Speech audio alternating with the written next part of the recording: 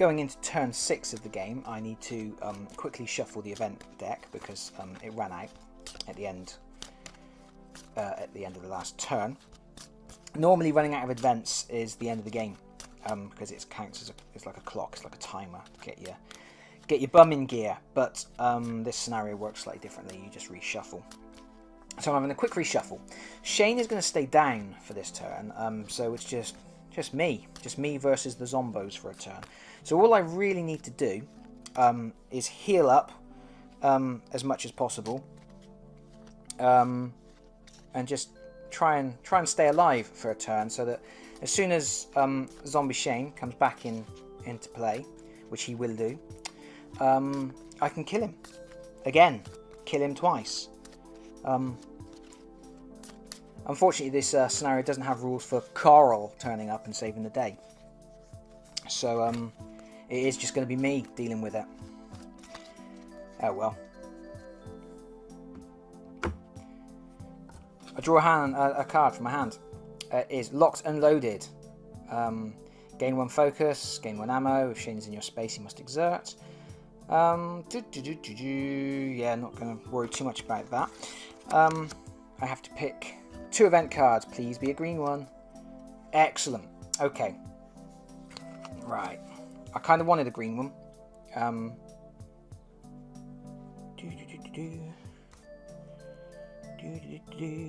Right. What have we got? Oh, sorry. I had a little hand moment there. Anxiety. During activation, the survivor may raise threat by 1 to discard 1 stress. Neglect. This turn, if a survivor has been range 2 of a walker at the end of activation, she suffers 1 stress. At the end of his activation. Oh, that's fine. I can move right down into the corner and get. Oh no! Oh no! Oh no! That will actually inflict stress on me. Right, I need to get my stress down this turn if I use that one, because I really want to use Mad Dash. During activation, the survivor may discard 1 focus to move 1 space, ignoring enemies. Neglect, move each walker 1 space towards the nearest survivor. So this is the card I want to play, because I'm going to play a compliant green card, and I don't want to pick up any more stress. So we're playing Mad Dash, and we're discarding Anxiety over there. So I've only got 3 cards in my hand. So I'm going to be picking one of the green ones. One of them lets me heal, which is good. One of them... It's annoying because I kind of want to play both of them. Because one of them will give me focus and ammo. And the other one will give me healing. And I can discard focus to gain food. And food is good, because food heals you. It lets you heal too. Oh, what do I want to do? I need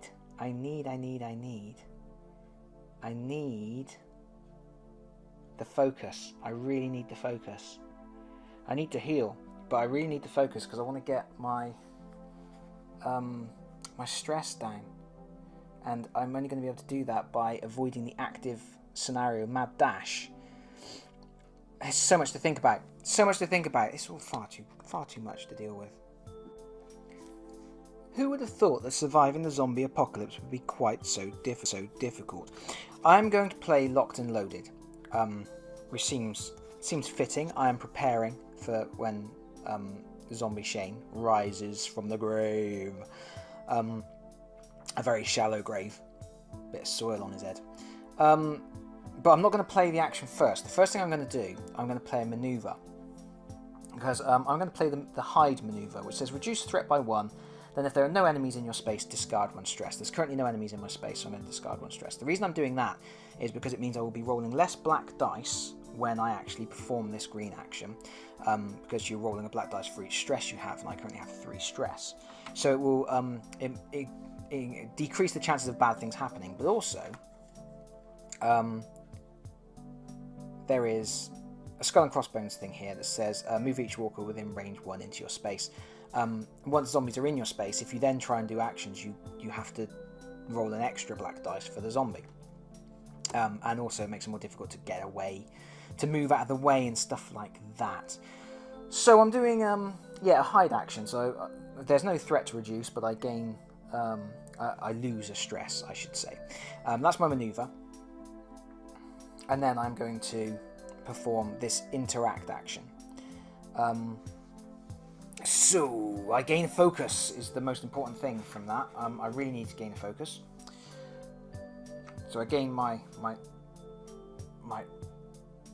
focus token, my little eyeball, the Eye of Sauron. And now I have to do an interact. As we know, Rick is not great with interacting. He only rolls one dice. Uno dice. And I'm rolling 2 black dice for the 2 stress that I have. And I'm really hoping for blanks on those black dice.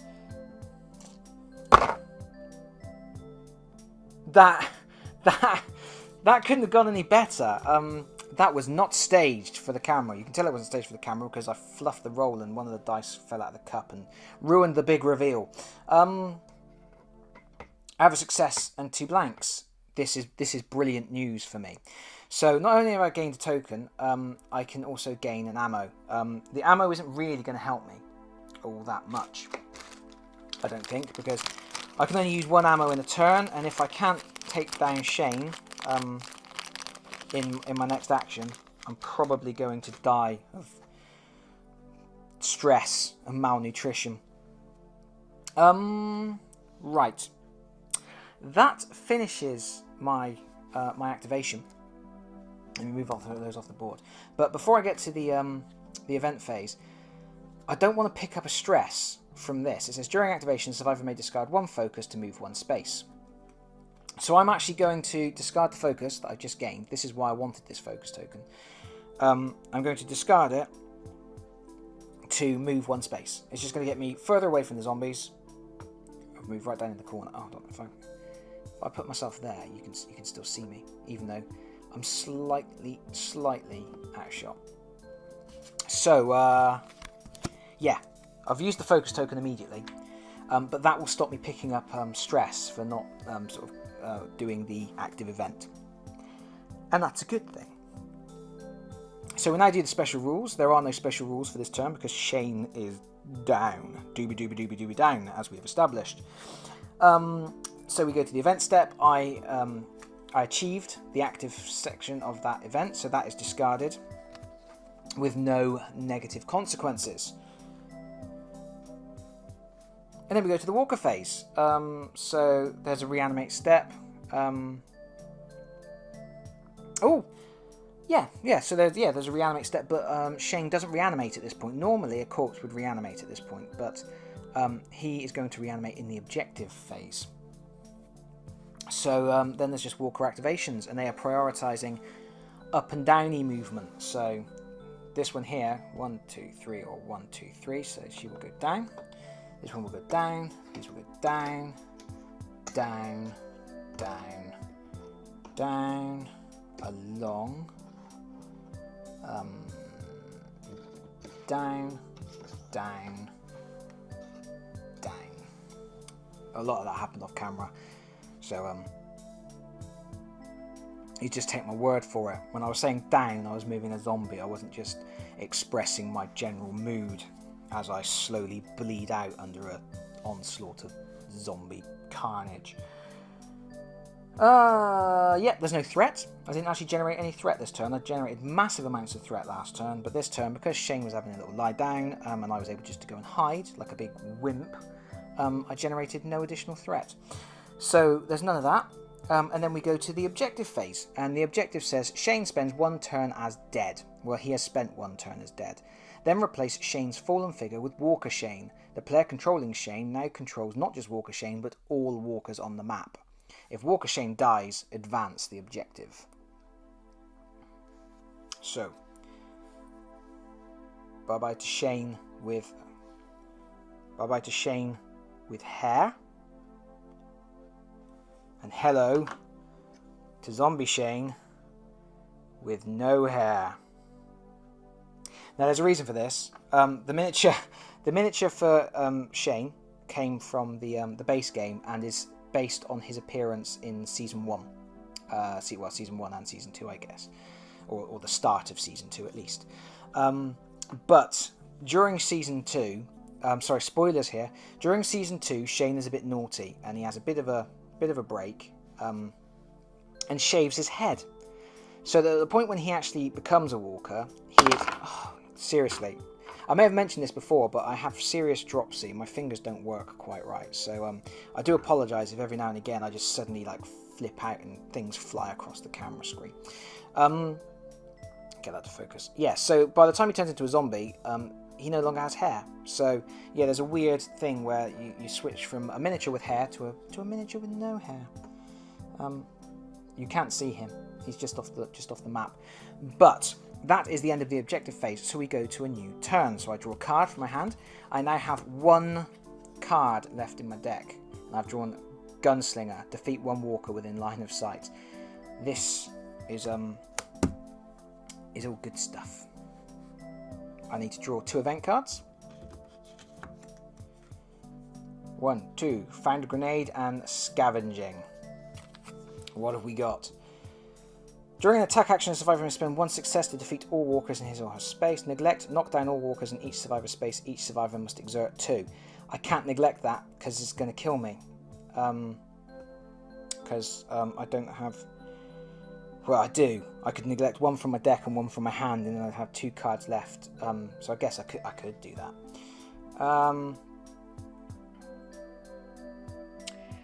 During an interact action, the survivor may spend 1 success to knock down 1 walker. After the walker activation step this turn, all knocked down walkers in a survivor space stand up, then activate again. I'm all right.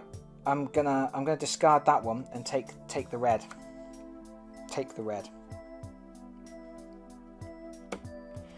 So I'm discarding that. Oops. So I just moved me into an additional space there. Bonus free movement. Right. What am I going to do? I'm going to play my red card, Gunslinger, which says defeat 1 walker within line of sight. If Shane is within range 2, he must exert 1. Now, this...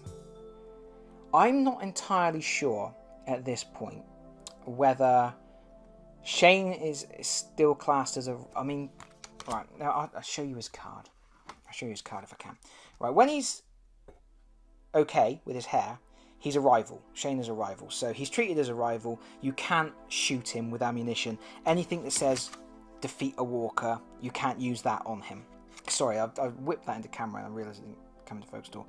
So it says here that action, defeat 1 walker within line of sight. So if Shane was still alive, I wouldn't have been able to have used that action to make him exert. However, once he becomes Zombie Shane, we flip this card over and it no longer says rival. It just says Walker Shane. And it says Shane follows the same movement rules as a normal walker. At the end of the walker phase, resolve the reaction matching the approach. So he's kind of like an uber zombie. But he's called Walker Shane, and he's no longer a rival. The word rival doesn't appear on this card. So by my understanding, I can now inflict damage on him with any card that says defeat a walker. Which suddenly seems very easy, because most of my cards say that I can defeat a walker, and I've got ammunition tokens in hand which can defeat a walker. So it seems a little bit anticlimactic, if I'm right. So I'm not entirely sure. I'm not entirely sure there, but I think that I just treat him as a walker. You know what? I'm just going to pause the camera for a second because I'm not entirely convinced. I'm just going to go and double check the rules, and I'm going to double check all the other sheets and bits and bobs that came with this scenario. Just make sure I'm getting this absolutely right, because I don't want to have an easy victory and kill him as a walker if that's not what I'm supposed to be doing. So bear with me just one moment. Well, I mean, you won't have to bear with me at all. I'm just going to cut this bit out. Right. Well, we're in a bit of a predicament, because I have looked through the rulebook, I've looked through all of the Better Angels instruction sheets, I've double checked all of the cards, and I cannot find any explanation of whether Walker Shane it just becomes classed as a normal walker. If he is classed as a normal walker, then he can be killed by ammo or any card that says kill a walker. if he is still classed as Shane, then I would need to attack him with a card that says make Shane exert. Furthermore, it doesn't say anywhere how many times you have to defeat Shane or make him exert. And also it says that the player controlling Shane now controls all of the walkers, but I cannot find any rules for how the player would actually control the walkers either. I mean, in my case, I'm just going to carry on using the regular AI, but if this was a two-player game, the character, my opponent would be now controlling all of the walkers. I mean, would they get to choose where they went? Would they suddenly gain extra intelligence? I don't know. This is one of the issues with this game, is that the rules themselves are a little bit scattershot. They're all over the place a little bit. They don't clearly identify all of the situations that can occur, and some of the scenarios, just the wording is a bit off, and it's a little bit difficult.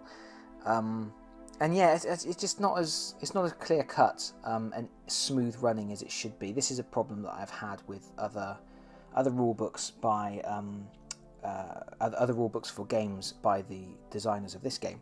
So yeah, it's just I think because it's such a procedural game, when things happen in small increments and you have to keep checking and rechecking, and then they've got cooperative rules and person v person rules and two-player rules and solo rules for some scenarios. Because there's so many different options and permutations, I don't think it's clearly stated enough how different situations work. It doesn't help that all of the scenarios are on these little flimsy sheets, and then special rules for the scenarios are on separate little flimsy sheets. They could have been bound into a scenario book or something, but they're not, and the pages aren't even the same size, so you can't even do it yourself, because you've got two different size sheets to bind together. It's a bit of and plus it's just a bit of a mess, really, in that regard. But anyway, I digress, and I'm really the reason I'm gabbling on is because I'm not really sure how to finish this playthrough, and I maybe should have checked ahead before I spent ruddy hours recording all of this footage, because I mean, if I play it one way, we're going to have a really anticlimactic ending. If we play it the other way, maybe not so much. But I don't know which way is the right way, and that's not great, is it, for a playthrough? And if you've been following through all of the episodes up till now, and you've got to this point and suddenly realised I don't know what the hell I'm doing, that's not good, is it? I mean, that makes me look bad, and it makes you feel bad for wasting your time watching all this nonsense up till now. And I'm a bit miffed, really. I'm a bit annoyed. And if it turns out that there is a clearly defined rule somewhere and I've overlooked it, I'm going to be even more annoyed. But what I'm going to do, just to get this gameplay finished, I'm going to work on the assumption that I still have to make a play that makes Shane exert. I'm going to assume that because he's a zombie, he only needs to exert once. I would need to, if I was playing against another player, they wouldn't have any cards in hand at this point, because Shane has already expired. So making him exert again would force him to discard a card they don't have, and that would therefore defeat him. So that's what I'm working on. That's the assumption I'm working on, is that I still have to make Shane exert one more time to win the game. So that is what I'm doing at this point. We've already made a selection. We've already played the red found a grenade card, which means I'm going to play my red card from hand, which is Gunslinger. This allows me to defeat one walker within line of sight, and then there's an option here that says if Shane is within range 2, he must exert 1. He is not currently within range 2, so the first thing I have to do is I have to do a manoeuvre. I need to do a manoeuvre to get him into range, and that's exactly what I'm going to do. So my manoeuvre for the turn is to move 2, 1, 2. And if I very carefully do one of my sweeping shots, I don't know why all my sweeping shots are Jurassic Park based, but they are. Can I get them both in shot at the same time? Who knows? That's Shane's little tootsies over there. He is now within range 2, because range is measured diagonally as well as straight. So 1, 2. There we go. So he is within 2. So I can now play my Gunslinger card. So the first thing that will happen is I will defeat one walker within line of sight, and obviously I'm going to defeat this chap here. That will deal with that. Good stuff, good start. I don't need to increase the threat because that just sort of happened as a freebie. And now I get to do my attack action. So I'm rolling. What am I rolling? My attack is 2, and I have 2 stress and no zombies in my space. So my dice pool for this particular action will be 2 whites and 2 blacks.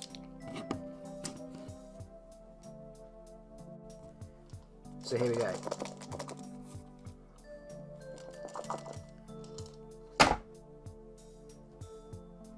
Ooh! That is 1 success and a focus and a horrible bit. So, if we look at my Gunslinger card, I've already completed the defeat one walker within line of sight. And now I have 1 success here. It says if Shane's been range 2, he must exert 1. I've got a focus dice, but I don't have any focus tokens, so that does nothing at this point. This blank does nothing. This does nothing. So, first things first, I will apply my success. I'm going to make Shane exert. I'm going to shoot him. Bang! Shane goes down. That, as far as I'm concerned, is a kill. Whether he's Shane Walker or Shane Zombie, he's gone. He's down. He's dead. That's him done. Yeah, and that's that. So, what's next? Right. After that, I have to resolve the Skull and Crossbones effect. The Skull and Crossbones says suffer 1 stress and raise threat by 1. Ooh, dear. So, suffer 1 stress. That puts me back up onto 3 stress.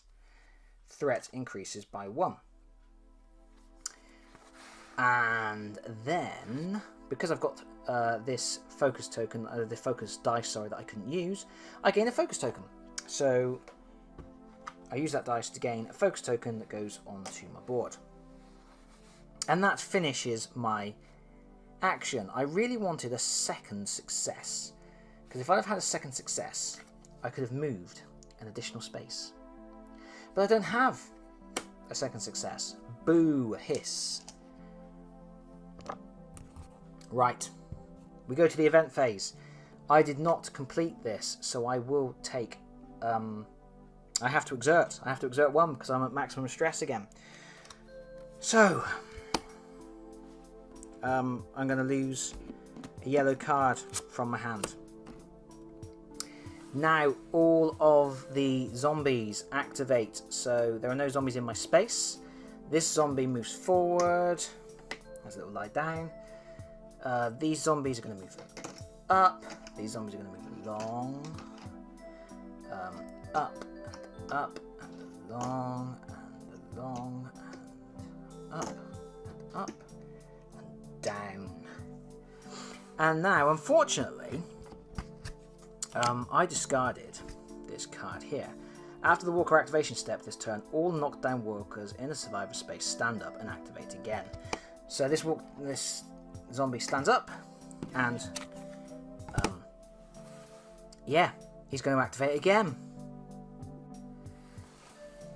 His activate again means that he will have a little bite on me. Yum, yum, yum, yum, yum, yum, yum, yum. I have a card in my deck. This is the last card in my deck. I've discarded it. I have 1 card in hand and no cards in my deck. And that finishes the zombie activations for the turn. After the zombie activations, we have the objective phase. The objective phase says, if Walker Shane dies, advance the objective. I advance the objective and it immediately says, Rick wins.